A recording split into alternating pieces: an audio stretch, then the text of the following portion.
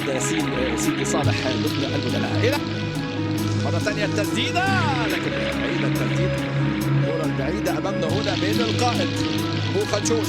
يبقى اثنين وأمامنا كرة عرضية خطيرة اللي بيحاول شبيبة مواكي أمامنا هو اللي بيحاول.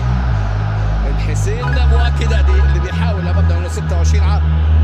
لعبة في جد انطلاقة شبيبة القبائل كرات العرضية لكن تبني تجديد باللقب بقى بعد نتائج يعني يبقى عندهم ثقة يعني يحسوا ان هم ممكن يكونوا ند قوي مين اصحاب خبرات اقل لكن بالفوز والانتصار في لقاءات الخروج المغلوب طبعا في هذه المرحلة وركنية ثالثة في اللقاء الساعة الأولى مع ثقة مع تطور في الأداء مع كرة ثمينة للي ودي أمامنا هنا لمحاولة من الشبيبة لكن طبعا من الأسماء الغايبة ويغفلك في لحظة رمي التماس اتعملت من حمد الهوني سرحان أمامنا هنا من زايد وأعرف لحضراتكم الترجي احذر الترجي في ثانية يغفلك ويسجل أمامنا هنا هدف التغطي. وأكيد طبعا الرغبة الكبيرة اللي كانت أحد العلامات بس مش في تونس ده في كرة القدم العالمية وكان النجوم اللي قادوا تونس وكان في مرة بلاتو في الأدوار المؤهلة اسمه وليد الحجري أسماء كبيرة الترجي قصة كبيرة يعني الترجي المريخ بهدف دبي والخطورة دور البوركيني كله دور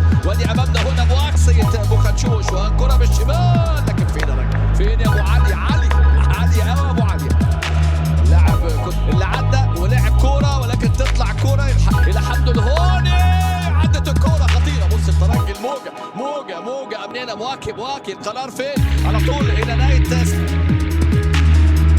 من علي نجيه مكان محمد رضا بومشرة إذا اتخرج بومشرة الشوط الأول كان ليه كرة الأخطر والأبرز.